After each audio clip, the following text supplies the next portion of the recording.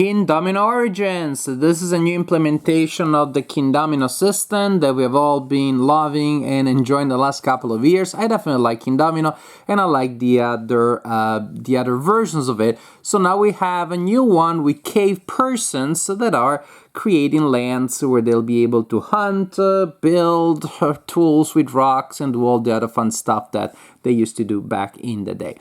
The game can be played in 3 different modes, and the rulebook tells you the order in which you should go, from the basic to the most advanced. And I'm going to start showing you the first mode, which you will recognize. The other 2 modes are a little bit different.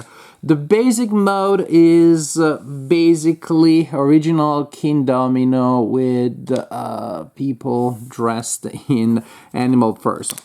You have these tiles that have numbers on the back, and they represent different combinations of terrain and symbols on the other side. You draw them from the deck and you place them in order from lowest number to highest number, because these tiles are not born equal. Some are a lot more valuable and powerful than others, and in particular the ones that are better have higher values, and so we'll see why that matters. Each round you will have a line of tiles which is being presently resolved, and players can see the tiles that will be available for the following rounds. And players will simply place their cave persons there, and so far so good.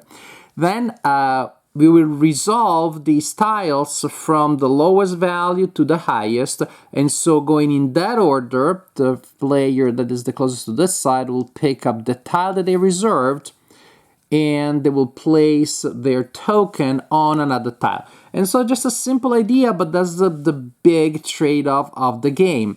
If you reserve a big powerful tile next round, then and players get a lower one, then they'll get to choose first the following round. And so that's the main trade-off of the game. The better ones, the next round, or the chance of choosing first the following round. That's how tiles are assigned. These tiles will then need to be added to your personal prehistoric kingdom. You all start with a tile such as this one. You can attach the first tile. Normally, following tiles will need to be attached so that at least one terrain is touching a terrain of the same kind in your personal realm, or they are touching the starting tile. We also have volcanoes, and they may have 1, 2, or 3 mouths. So when you get a volcano, you get one of these tokens with the corresponding number of mouths, 1 for 1, 2 for 2, for example, or 3 for 3. That token also reminds you of how far that can go. So when I place a volcano, I'll get a fire token, and I can place it up to a certain number of spaces from the volcano that gave me this token. So this one can be placed up to 3 spaces away, 1, 2, 3, and I decide to place it there. As simple as that. And so maybe after a couple of turns, my little kingdom here will look like so.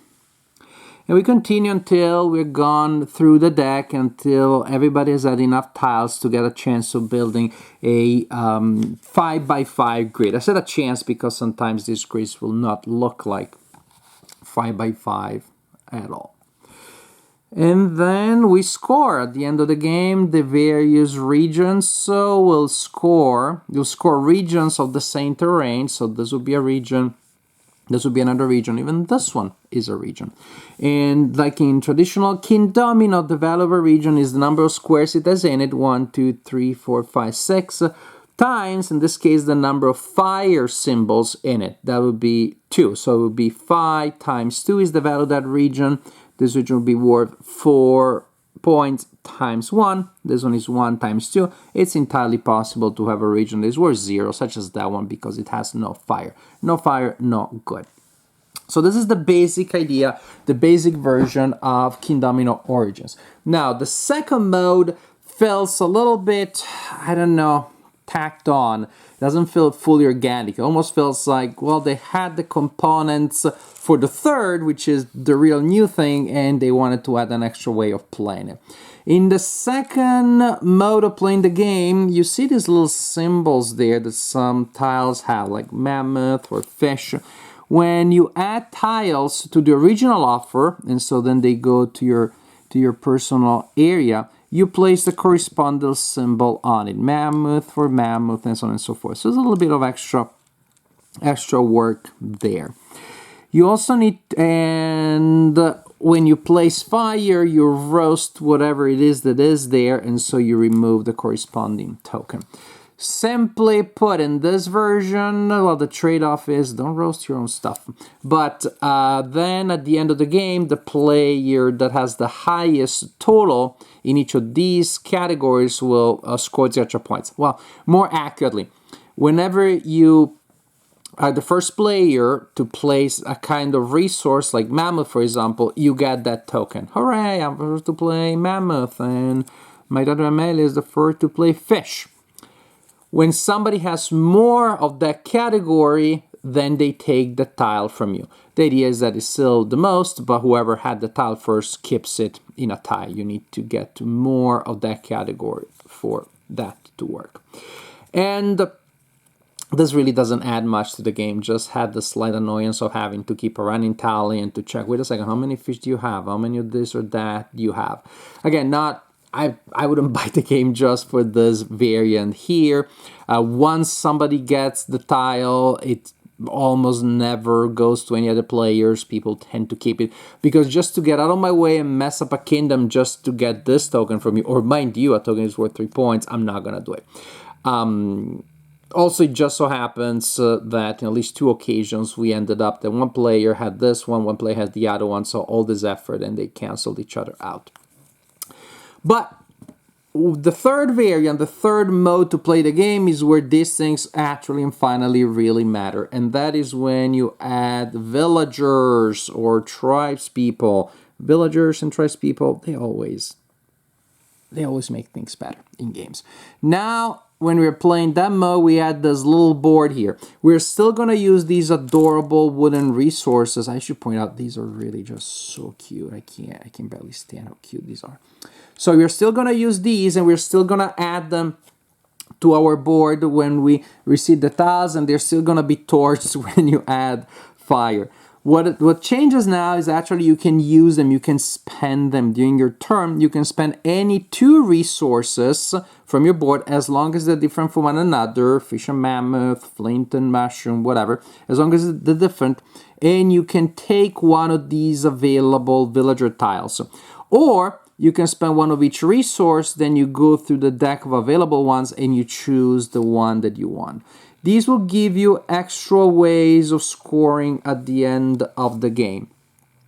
Say, for example, if I have this one in my personal area, I'll score 2 points for each other villagers in the X spaces around it.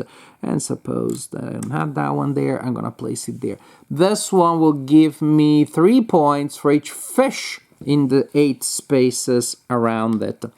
And so as you can see, it becomes really neat when you start creating synergies and synergies around those synergies, because I want a lot of fish around that character, but I want a lot of people around that character.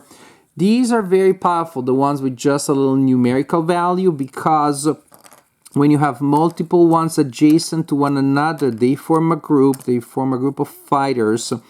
And that group is worth a number of points equal to the number of people in it, there will be 2, multiplied by the total numerical values indicated on it. So it will be 2 times 4, this little group is 8 points. Now it will be 3 times 5, so very powerful. Very interesting there. So this is the third version in which you have a lot more going on, because you can still score, you still want to have your amazing powerful lands, you still want to have all of the good stuff that you know from Kingdomino, but you have this extra way of spending your resources, of figuring out which ones you want to spend and buying which ones. Of course, if I spend out the fish to buy the one that is powered up by fish, that's not a great idea. And the same goes for, I don't want to spend mushroom to get this gull here that gives me points from mushroom. It's great. The one with fire tokens, super awesome, but you know, I gotta be able to put a lot of fire tokens around, and she's only worth 1 point for fire token. These are really powerful, but chances are the players, when they realize them, if first time you play, they don't realize them, and some of these scores are 30 points from these people, and then people are gonna start running for them, and sometimes taking it just because you don't want the opponent to get that extra multiplier. So to me, the third version, the full mode, it really feels the new innovation, the full mode with resources that can be spent, not just counted, and villagers that give you so many ways of scoring. That is really what Kingdomino Origins adds to the family of Kingdominos. If you already like Kingdomino, and don't have Kingdomino at all, well, this is a perfectly fine place to start because you have the basic game. You have the original game like you would have in the original Kingdomino, and in that Kingdomino, that's all you got.